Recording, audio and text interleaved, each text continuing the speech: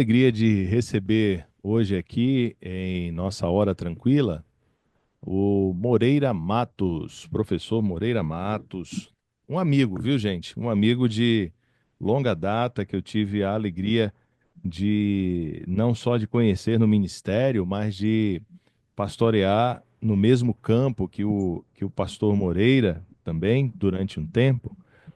E depois nos reencontramos no período do mestrado. Nós estivemos juntos. Moreira Matos é natural de Riachão do Jacuípe, lá na Bahia, terra maravilhosa. Tem 51 anos, é casado há 25 anos e tem duas filhas. É bacharel em teologia, tem mestrado em teologia. E o Moreira Matos, ele foi radialista durante um tempo e ele acumulou essa experiência aí na sua vida. Só um minutinho, deixe-me fechar aqui um áudio.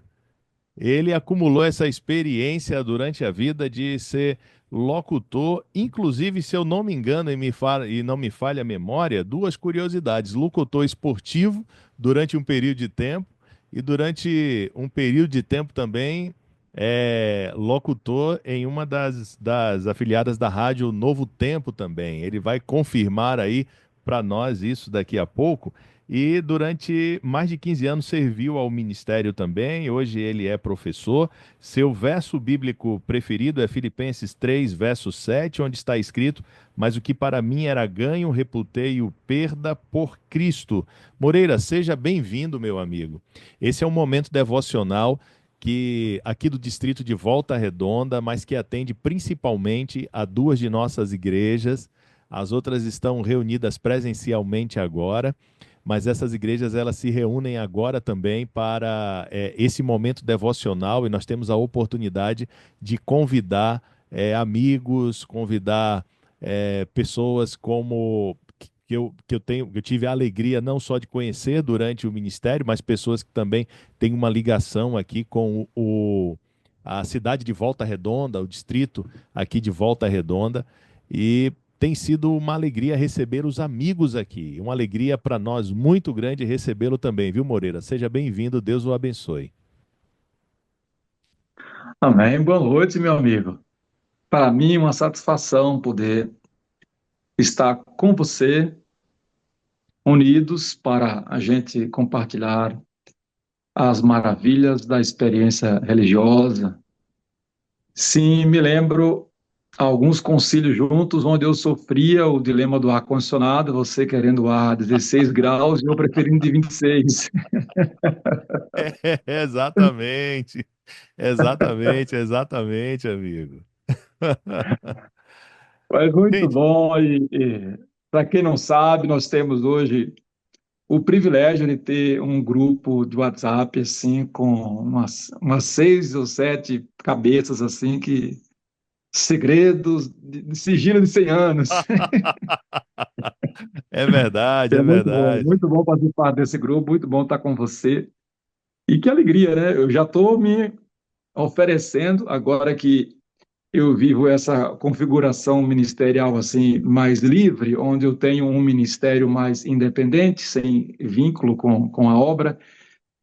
Meu vínculo é somente com Deus, o Espírito Santo, e quero ter a oportunidade de, em breve, quem sabe, poder visitar aí as igrejas e poder fazer alguma programação presencial, né, com a Opa, graça de Deus. maravilha, ótimo isso aí, amigo. Que bom que Tem você fez muita essa gente que me ouve. declaração.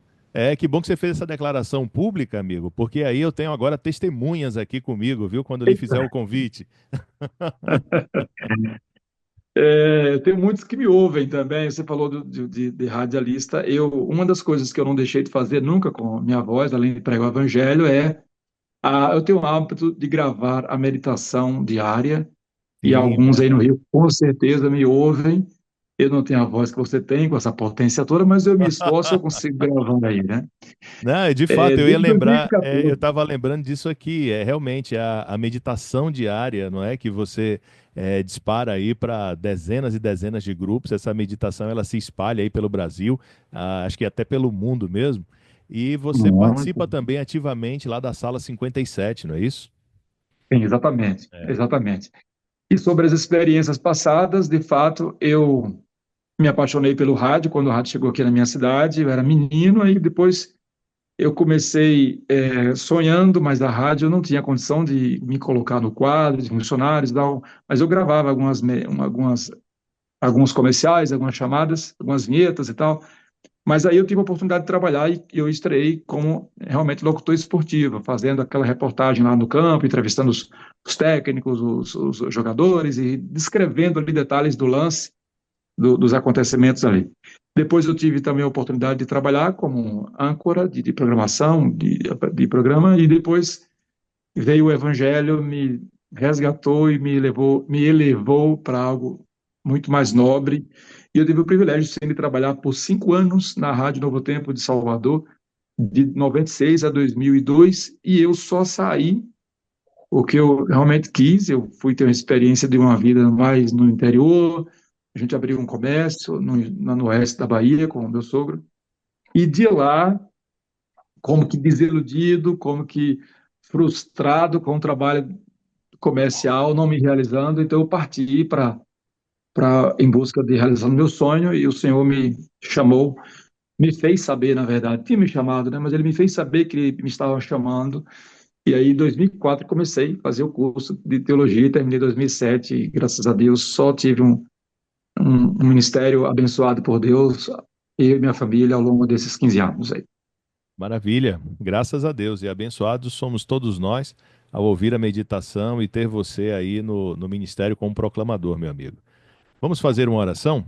Por favor. Deus Todo-Poderoso, teu filho agora vai abrir a tua palavra. A nossa oração é para que esta seja de fato uma hora tranquila para todos nós, uma hora de meditação, uma hora de desconectar das coisas do cotidiano, nos reconectar contigo, para que tenhamos uma boa noite, um bom restante de semana, alimentados por tua palavra e em o nome de Jesus. Amém. Deus te Amém. abençoe, pastor. Amém, querido. Bom, então, meu abraço a você que está me assistindo aí pelo Zoom e também pelo YouTube. Que o Senhor, por sua bondade, lhe contemple e que repouse seus olhos sobre você e que ele abra o seu entendimento para compreender a palavra de Deus. Abra sua Bíblia aí em um verso que está em Mateus, capítulo 6 e o versículo 10. Quero tirar esta frase aí da oração do Pai Nosso que Jesus ensinou, que diz assim: venha o teu reino, seja feita a tua vontade, assim na terra como no céu. Só esse versículo aí. Esta é a oração do Pai Nosso, conforme nós falamos. E esse é um assunto que rende, é um assunto que rendeu. Ano passado, não, 2022, eu estava na cidade de Jacksonville, ali no norte da Flórida, e a igreja, nossa igreja ali, dos irmãos brasileiros que vivem ali, me convidaram para pregar algumas mensagens de quarta-feira à noite. Eles não estavam tendo culto à noite, só na quarta, só no sábado. Daí eu acordei assim um dia e não estava indo para pregar, mas eu estava. Foi outro dia da semana e veio não como o êxtase que sobreveio a Irã Edson no milharal, mas algo muito forte me impressionou. Eu não tinha nem lido, nem meditado, mas veio a frase: venha o teu reino. Por quê? Por que o primeiro pedido da oração? Então, aquele insight me incomodou muito e começaram a vir alguns lembretes, algumas coisas me deixaram assim atento,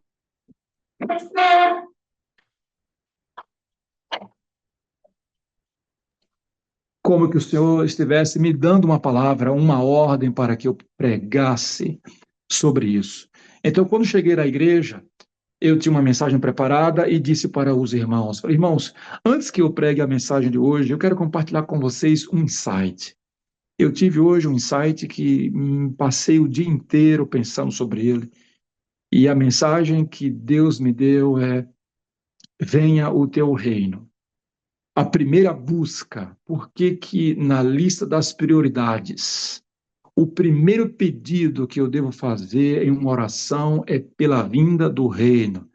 Então, quando eu compartilhei as coisas que ainda estavam na mente, mas não com as ideias muito claras, eu soltei algumas coisas ali e quando terminou a mensagem que eu preguei, o ancião disse: pastor, na próxima quarta-feira venha pregar de novo e pregue para nós esses insights que o senhor teve aí, que o senhor soltou aqui um pouquinho e deixou a gente com gosto de quero mais e, por favor, pregue para nós na próxima quarta-feira. Isso me fez me dar um peso de responsabilidade. E na quinta-feira pela manhã eu estava saindo, o dia estava amanhecendo ainda, estava indo para o trabalho, e eu peguei o celular e comecei a fazer uma espécie de um esboço das coisas que eu preciso considerar sobre o reino de Deus. Dali me veio uma enxurrada de informações, de ideias, que eu acabei gravando uma série de 20 vídeos, vídeos curtos de 1 minuto, e estão no meu canal no TikTok, Zé Moreira, e também estão alguns deles também no meu Instagram, aí também com o nome de Zé Moreira, e vocês podem me achar eu, Moreira Matos. Então eu quero compartilhar um pouco, nesses 10 minutos que a gente tem aqui para a gente meditar sobre isso. Veja, essa é uma oração modelo que nós temos. Nessa oração modelo, você tem ali um esboço com o qual você pode abranger todas as suas necessidades, todos os seus anseios, e ter uma oração longa, de passar horas na presença de Deus, apenas seguindo esses tópicos aí, que deve estar na sua oração modelo. E nessa oração modelo existem basicamente 4 pedidos: que venha o teu reino, dê para nós o pão de cada dia, perdoe nossos pecados e não nos deixes cair nas tentações. Existem 4 coisas indispensáveis à vida, Cristo me ensina. Mas dessas 4 coisas, e elas podem ser desmembradas em vários outros pedidos, em vários outros caminhos dentro dessa natureza, que a gente pode, em outro momento, trabalhar isso, está este primeiro. Como encabeça? Qual o primeiro pedido? O pedido é: venha o teu reino. Jesus me ensina, e ensina você, meu prezado irmão, que o anseio, que o desejo e a busca pela vinda do reino deve ocupar o topo de nossas prioridades. A busca pelo reino de Deus deve ser o desejo supremo do coração. Não é à toa, então, que a gente vai ver nos versos seguintes ele dizer: busquem em primeiro lugar o reino de Deus e a sua justiça.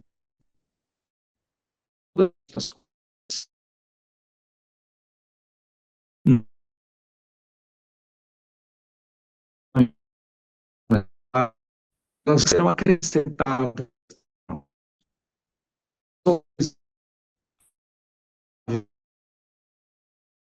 pela vinda do reino. O resto está proibido. Nós devemos estar certos de que Deus nos dará. O que deve mover a nossa caminhada?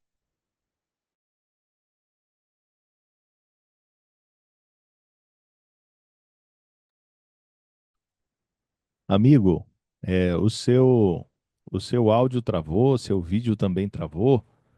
Eu vou dar uma sugestão. Feche temporariamente o vídeo, talvez melhore e consigamos ouvi-lo. Voltou? Voltou agora. Tranquilo, perfeito.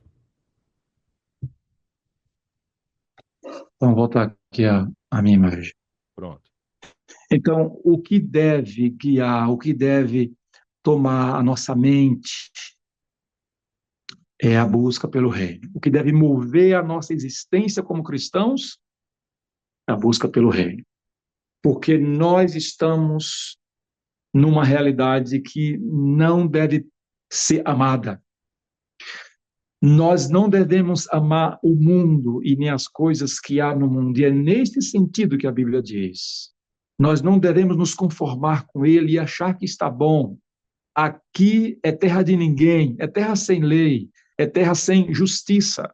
Nós esperamos novos céus e nova terra, nos quais habita a justiça. Como cristãos, nós existimos e subsistimos em função da expectativa do reino de Deus. Mas, lamentavelmente, coisas triviais têm tomado a nossa mente. Cristo, inclusive, ele faz uma advertência que está registrada em Lucas capítulo 21, no versículo 34. Ele diz: sejam cautelosos por vocês mesmos, para que nunca suceda que o coração de vocês fique sobrecarregado em consequência da orgia, da embriaguez e das preocupações deste mundo. E eu fico pensando que, às vezes, como crentes, como candidatos a fariseus que somos, legalistas, não permitiríamos a nós mesmos e nem ao nosso semelhante termos uma vida de orgias nem de embriaguez. Mas há um problema aí sutil, perigoso, que pode afetar todo tipo de crente. É o problema das preocupações deste mundo. E é fácil estar preocupado em ter, em obter, viver ansioso com o amanhã, preocupado com o que comer, com o que vestir, como pagar as contas, como ter isso e aquilo. Se eu perder esse emprego, para guardar o sábado, como eu vou viver?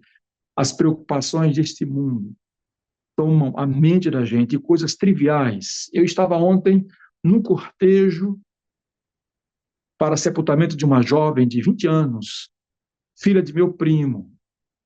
Ela apresentou nos últimos 3 anos crises, sequências de crises, de convulsões, e nessas ocasiões ela perdia a consciência, começava a fazer as necessidades, uma situação totalmente constrangedora. Isso para um adolescente jovem, isso era insuportável. E ela, mesmo sabendo riscos que poderia ter e a delicadeza e a complexidade da cirurgia, ela foi com confiança em Deus e se submeteu a uma cirurgia. Ela, infelizmente, ficou 15 dias em coma, não teve recuperação, os movimentos muito limitados, não abria os olhos, teve alta, mas retornou ao hospital e, infelizmente, quando voltou, já foi morta. E ontem, enquanto a gente ia ali, muita gente chorando e refletindo na vida, e eu pensando no que a Bíblia ensina sobre a morte, e atrás de mim, homens conversavam sobre o futebol, sobre o Campeonato Brasileiro, sobre o problema aí do Bahia, que perdera o jogo e tal, e como é que vai ser Botafogo e Palmeiras, que teria sido ontem. E eu pensando justamente nisso, como nós, seres humanos, a gente vai ficando cada vez mais difícil para Deus, porque mesmo em um momento desse, que é, como a Bíblia diz, é ali que os homens param, refletem sobre a sua vida, é melhor estar no velório do que estar no banquete, mas agora, quanto mais o tempo passa, mais os homens vão ficando mais irresponsáveis com sua vida, e mesmo num momento como aquele, estão falando de futebol. Então, nossas aspirações, elas não têm sido tão nobres quanto deveriam ser. A gente vê no Patriarcas e Profetas que as aspirações de Adão antes do pecado eram nobres.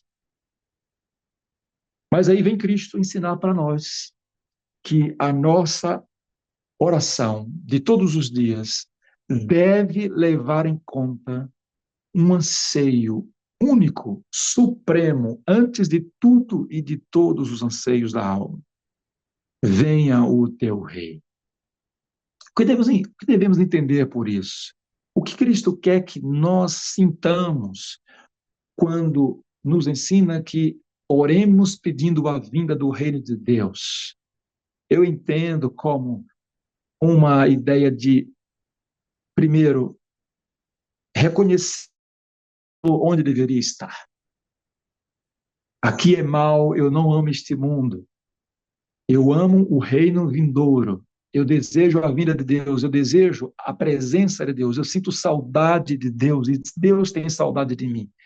A coisa mais importante é eu entender que eu estou aqui numa fornalha que está aquecendo cada vez mais, está me incomodando, está me fazendo mal, e eu estou como que quem mal respira, ansioso para que o Senhor me resgate daqui e me liberte dessa realidade que me aflige. Dessa forma, quanto mais mal é o mundo, mais contribui para que eu deseje a vinda do mundo vindouro. Quanto maiores são as lágrimas, maior o desejo de sair daqui. Primeiro preciso considerar isso. Segundo, me passa a ideia de sujeição. Eu aceito o domínio de Deus, porque no verso seguinte ele fala: e seja feita a tua vontade. Aliás, no mesmo verso, né? Na sentença seguinte: seja feita a tua vontade na terra, como é feita no céu. Se eu tenho alguma coisa mais para pedir, eu quero, antes de tudo, entender que eu sou um súdito do reino, que eu quero me sujeitar a esse governo de Deus, para que eu ganhe o direito de pedir outras coisas mais. Se ele me aceitar como súdito do seu reino, se eu me submeter às ordenanças, ao governo e às leis deste reino, eu estou apto para aceitar, pedir as outras coisas. Se eu aceito a vontade dele como soberana, boa, agradável e perfeita, eu estou apto para pedir as outras coisas dele. Mas, repito, da lista dos 4 desejos e anseios e necessidades da alma que Deus vai suprir em Cristo Jesus, a primeira é o reino de Deus. Esse reino que já se manifestou, que nós chamamos de reino da graça, o reino de Deus já chegou e que é o caminho para nos levar para o reino da glória. E esse reino, ele não tem conquista de territórios, ele não é horizontal, ele conquista o coração quando ele é permitido pelo pecador que se rende a Jesus e é submisso a ele, como aquele processo de Gadara que agora estava ali depois de vencido, depois de conquistado e vindicado por Cristo, estava sóbrio, bem vestido e aos pés de Cristo. Nós somos aquele homem ali também, que agora pertencemos ao reino de Jesus, o reino da luz, o reino da graça, e esperamos a vinda do reino de glória, que é o reino vindouro, que será estabelecido com a vinda do Senhor Jesus Cristo. E ele abrange, portanto, o coração das pessoas, ele não vem com visível aparência desse Cristo. Ele não está ali nem acolá, mas ele está dentro de cada um de vocês. Cristo ensinou isso. E o acesso ao reino de Deus é para todos nós, pecadores, que ninguém pense que o reino de Deus não é para pecadores que foram longe demais, porque ninguém foi longe demais. Eu gosto de pensar numa coisa: existem 2 seres humanos na face da Terra que morreram com a garantia de que estavam salvos. 2. Um foi Daniel. O anjo declarou para ele: você vai descansar com os seus e em breve, no mundo, depois você vai se levantar para receber a sua coroa. Ele era muito amado, tá? Em Daniel 12, versículo 13. E a segunda pessoa foi o ladrão lá da cruz, que pediu: se lembre de mim quando o Senhor vier no seu reino. E ele o Senhor garantiu: eu te garanto hoje, você estará comigo no paraíso. E bom, né? Esperança para todos nós. E outra coisa para nós considerarmos sobre o reino, que, fazendo de maneira bem sintética aqui: publicanos e meretrizes precederão escribas e fariseus no reino de Deus, disse Jesus Cristo. Mostrando que, às vezes, há mais esperança na mesa do bar, há mais esperança na vida daqueles que estão hoje numa condição que a gente reconhece como pecadores e perdidos, do que, às vezes, em alguns púlpitos de igreja, em alguns bancos de igreja, onde estão escribas e fariseus, legalistas, sem considerar a necessidade da graça de Deus. Alguns, por não cometerem atos pecaminosos, correm o risco de achar que podem entrar no reino com as suas próprias vestes. E aí Cristo conta a parábola de que muitos entraram, né, a parábola da vinda das bodas, né? E aí todo mundo entrou, assim, muitos foram convidados, a casa estava cheia, mas o rei entrou lá e verificou alguém que não estava com as vestes nupciais. Ele disse: amigo, como você entrou aqui sem as vestes? com as suas próprias vestes. E ele emudeceu. Não tem argumento, não tem palavra diante do olhar que sonda todas as coisas, né? O olhar de Deus. Concluímos. Hoje, templos estão lotados, pessoas estão dando muita ênfase na religião, o evangelho popularizou, né?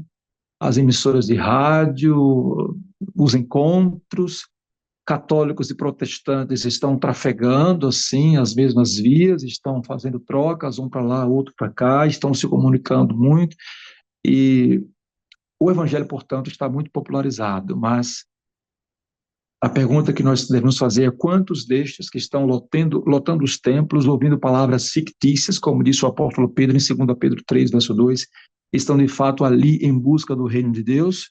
Não compete a nós julgar, mas há aqui uma reflexão para nós fazermos. E nós mesmos estamos indo aos templos em busca do quê? Estamos indo aos cultos em busca do quê? Imagine como é você, diretor de escola sabatina, você, diretor do departamento, que se preocupa na performance do programa, que se preocupa nos alvos, nas conquistas ao longo de ano.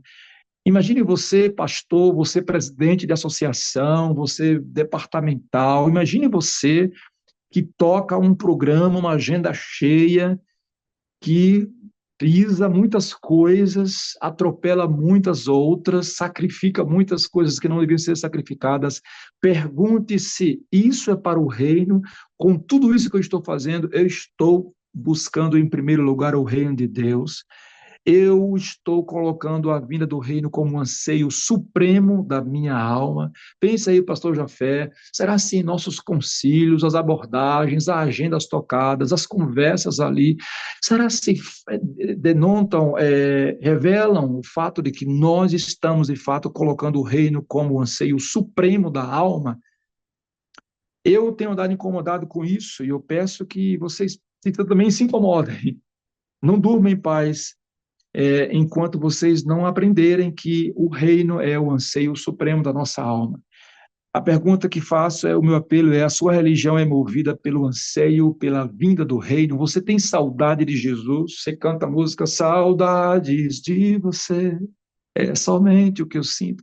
Você está com vontade mesmo? Você está cantando Almejo o dia em que verei uma pequena luz no céu, sabe? Meus queridos irmãos, Cristo ensina a você, nas reuniões de quarta-feira, pedir menos coisas, sabe? Tá? Tem um pedido de oração mais enxuto. Venha o reino de Deus, e isso é tudo para você. Às vezes, inclusive na sala 57, eu fico curiosamente olhando, além dos pedidos de oração que chegam ali no YouTube. Gente, é muito pedido, ninguém dá conta, né, de ler tudo aquilo ali. Mas, lamentavelmente, existem cada coisa que não deveria estar ali. Tem gente pedindo por coisas ou colocando na lista de prioridades coisas que não deveriam estar ali. A gente deve confiar que quem busca o reino e a sua justiça, e quem está no reino, amando a vinda do reino, tem a certeza de que Deus, em Cristo Jesus, supre todas as necessidades. O resto é resto. Que Deus ajude você a considerar isso, a buscar isso, e viver a sua religião pautada e norteada e moldada por essa premissa aí. O reino de Deus eu busco todos os dias. É o anseio primordial, supremo de meu ser, a busca mais importante da minha vida. Que Deus, que trouxe impressão à minha mente há 2 anos sobre esse tema, leve a sua mente e faça você respirar a vinda do reino e já esteja nele, esse reino da graça, e você tenha sempre como anseio a sua alma, a busca pelo reino, e que ele esteja em seu coração. Em nome de Jesus, amém. Amém. Amém. Pode orar, pastor. Querido Pai, venha o teu reino. Eduque-nos, ó Senhor, a amar a vinda do Senhor, a vinda do teu reino. Eduque-nos a odiar esse mundo, a odiar essa vida, a não nos conformar com este mundo, com este século, mas transformar-nos pela renovação da nossa mente, e para que a gente experimente a outra realidade do mundo vindouro, guiada pela vontade de Deus, a qual é boa, agradável e perfeita, e que ela seja soberana sobre nossas vontades. Senhor, perdoe-nos pela vida irresponsável que levamos muitas vezes. Perdoe nossos pecados. Perdoe-nos por não fazermos caso da vinda do Senhor, por termos estado acomodados com este mundo e com a realidade que vivemos. Queremos ser incomodados para que nosso coração descanse quando o reino estiver de fato plenamente em nosso coração. Abençoe-nos assim, nós rogamos em nome de Jesus. Amém. Amém. Amém. Amém, graças a Deus. Zé Moreira, meu amigo, se fosse um texto, eu teria grifado isso aqui, ó. O reino de Deus não conquista território, conquista corações. Anotei aqui, amigo. Muito obrigado.